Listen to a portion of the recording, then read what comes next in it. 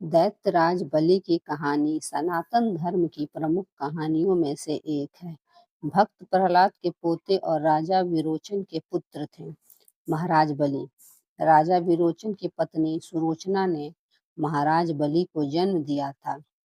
विरोचन के बाद महाराज बलि ही दैत्यों के अधिपति हुए और उन्हें दैत्यराज बलि भी कहते हैं। एक बार की बात है, समुद्र मंथन के बाद देवगण बहुत शक्तिशाली हो गए थे। तब देवासुर संग्राम हुए। उस संग्राम में देवताओं द्वारा महाराज बलि और उनकी दैत्यों और असुरों वाली सेना का विनाश हो गया। उस युद्ध में इंद्र और के वज्र द्वारा बलि की मृत्यु निश्चित हो गई थी। तब शुक्राचार्य, जो कि दैत्य गुरु थे, उन्होंने अपनी संजीवनी विद्या के द्वारा महाराज बलि के प्राण बचाए।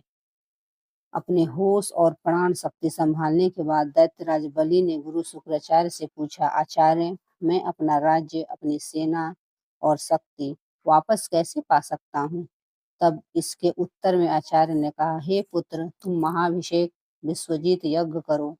इससे तुम्हें तुम्हारा सारा हारा हुआ राज्य, सेना और शक्ति सभी पुनः प्राप्त हो जाएंगे। आचार्य की बातें सुनकर बलि यज्ञ करने को तैयार हो गए।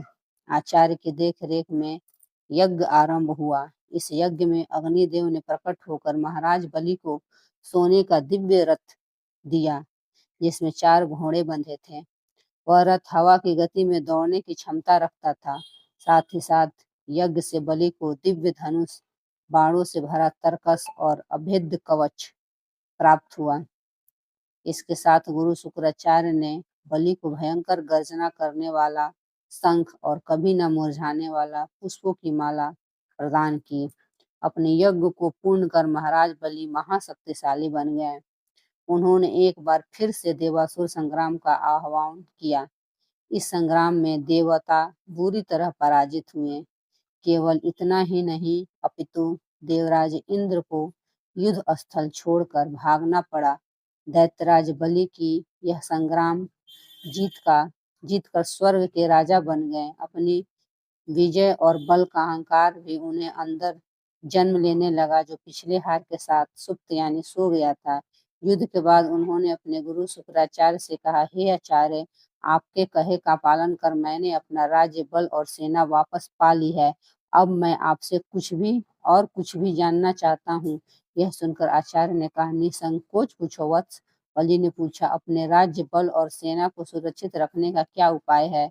तब दैत्य गुरु शुक्राचार्य ने उनका मार्गदर्शन करते हुए कहा, हे मेरे प्रिय शिष्य, यदि तुम निरंतर यज्ञ करते रहो तो कभी तुम्हारे बल में कमी नहीं आएगी, अपितु वृद्धि होगी, और इससे तुम्हारी सेना सुरक्षित रहेगी और इससे राज्य भी सुरक्षित रहेगा। मेरी एक और बात मानो तो सदा गरीबों को और ब्राह्मणों को दान देते रहना। इससे जन्म लेने वाली ऊर्जा सदा तुम्हारे लिए हितकारी होगी। यह सब सुनकर दैत्यराज बलि ने हाथ जोड़कर आचार्य की बातों का समर्थन और सम्मान किया और ऐसा आजीवन करने का संकल्प लिया। वो हमेशा चलने वाले यज्ञ करवाने लगे और सदैव दान के लिए तत्पर रहने लगे। दान का अहंकार हो गया उन्हें। शास्त्रों में कहा गया है, अहंकार तो अपने आप में बुरी चीज है, और जब अहंकार अच्छी चीज पर हो तो उसका भी नाश कर देती है। दैत्य लोगों को उनकी सुरक्षा प्रदान थी, इस वजह से दैत्य कष्ट पहुंचाने लगे।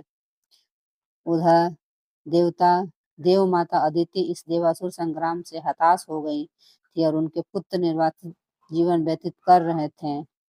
उनके पुत्र देवराज इंद्र देवगुरु बृहस्पति के कहे अनुसार घोर तप कर रहे थे। यह सब देखकर माता अदिति विचलित हो रही थी।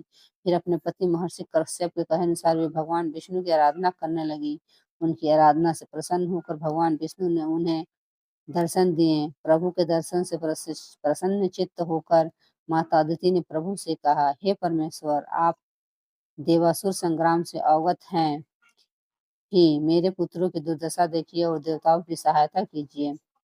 दैत्यों के प्रकोप से देवता के साथ आम जनों का जीवन भी संकट में है प्रभु।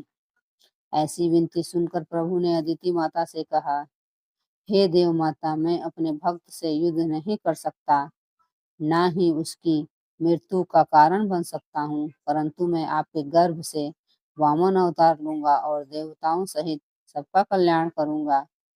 प्रभु के कहने अनुसार माता अदिति को एक पुत्र की प्राप्ति हुई। उनके पुत्र महर्षि कश्यप ने ऋषियों के मंत्र उच्चारण द्वारा अपने पुत्र वामन का यज्ञोपवीत संस्कार करवाया। यज्ञोपवीत संस्कार के बाद भगवान वामन महाराज बलि के निरंतर चल रहे यज्ञ वाले एक शाला की ओर चल पड़े। वहां उपस्थित लोगों ने एक छोटा सा ब्राह्मण बालक देखा, जिसके मुंह पर अतुलनीय आभा थी। वह बालक का रूप बहुत ही मनमोहक था। उसके तेज से हर कोई प्रभावित हो रहा था। महाराज बलि और उनके यज्ञ में सम्मिलित गण उनके स्वागत में खड़े हो गए। महाराज बलि ने ब्राह्मण रूपी वामन को भगवान को शाही आसन पर बैठाकर उनके पैर धोए, फिर चरण स्पर्श कर प्रणाम किया। दैत्यराज बलि ने ब्राह्मण बालक रूपी भगवान वामन से कहा, भगवान, आपके आने से मैं धन्य हुआ। आपने इस यज्ञ में पधार कर यज्ञ की ऊर्जा में बढ़ोतरी की है। मैं आपको दान देने की इच्छा रखता हूँ। आप आदेश दें। प्रभु भगवान भगवान वामन देव ने कहा, आप दानवीर हैं राजन, आपकी बहुत प्रशंसा सुनी है। आप अन्न, धन, वस्त्र, सुविधा इत्यादि दान करने के लिए जाने जाते हैं, परंतु मुझे ये सब नहीं चाहिए। मुझे केवल उतनी भूमि चाहिए जितनी भूमि मेरे 3 पग यानी कदम में नप जाए। वहां उपस्थित लोग ब्राह्मण बालक की मांग को सुन हंसने लगे। महाराज बलि भी अहंकार में आकर हंस पड़े और वहां केवल 3 पग भूमि। फिर हाथ जोड़कर वामन देव से और भी कुछ मांगने का आग्रह कीजिए, परंतु वामन देव 3 पर भूमि पर अड़े रहे। फिर जैसे ही अहंकार में अंधे महाराज बलि ने दान के लिए हामी भरी और आगे बढ़े, तभी उनके गुरु शुक्राचार्य ने उनसे कहा, हे बलि, ये बालक ब्राह्मण कोई और नहीं, स्वयं श्री हरि विष्णु हैं। सोच समझ कर संकल्प लेना। उनकी बात सुनकर दैत्यराज बलि ने बालक ब्राह्मण को देखा और प्रभु की अनुभूति करते हुए बोले, हे गुरुवर, मैं दानवीर हूँ, मैदान से पीछे नहीं हट सकता। वैसे भी संपूर्ण यज्ञ तो प्रभु की प्रसन्नता के लिए होती है। हर आहुति प्रभु को प्रसन्न करने के लिए दी जाती है। यदि आज प्रभु स्वयं यहाँ दान लेने आए हैं, तो इससे सौभाग्यपूर्ण और क्या होगा। भगवान वामन सब सुन रहे थे। वामन देव ने दत्तराज बलि से कहा, दान को ब्राह्मण को दान के लिए आश्वस्त कर, मैं अपनी बातों से विमुख नहीं हो सकता। आखिर मैं दानवीर हूँ, ऐसा तो आपने भी कहा है भगवान। इसलिए आप अपने पग बढ़ाएं। मैं आपको आपकी नापी हुई 3 पग भूमि दान करने का संकल्प लेता हूँ। संकल्प के साथ ही ब्राह्मण बालक रूपी वामन अवतार श्री हरि विष्णु ने विराट रूप धरा। लोग भयभीत होकर इधर उधर भागने लगे। यज्ञ की में सम्मानित जन हो या यज्ञ दृष्टा या फिर पशु, सभी भागने लगे। प्रभु ने एक पग में धरती, दूसरे पग में आकाश को नाप लिया और फिर तीसरे पग के लिए अपने पैर उठाए और बलि की ओर देखा। तभी बलि ने हाथ जोड़कर अपने घुटनों पर बैठकर कहा, हे प्रभु, तीसरे पग में आप मुझे नाप लें और मुझ पर भी स्वामित्व स्थापित कर लें। यह रहा मेरा मस्तक आपकी सेवा में, आप मेरे मस्तक पर पैर धरें। महाराज बलि का घमंड तो चूर हो ही गया था और प्रभु के सामने वो शरणागत हो चुके थे, परंतु श्री हरि तो भक्तवत्सल हैं, अपने भक्त की भक्ति में बंध जाते हैं। बलि की भक्ति से प्रसन्न होकर श्री हरि ने उन्हें अपने वास्तविक रूप में दर्शन दिया और कहा, आज से तुम पाताल लोक के स्वामी हो।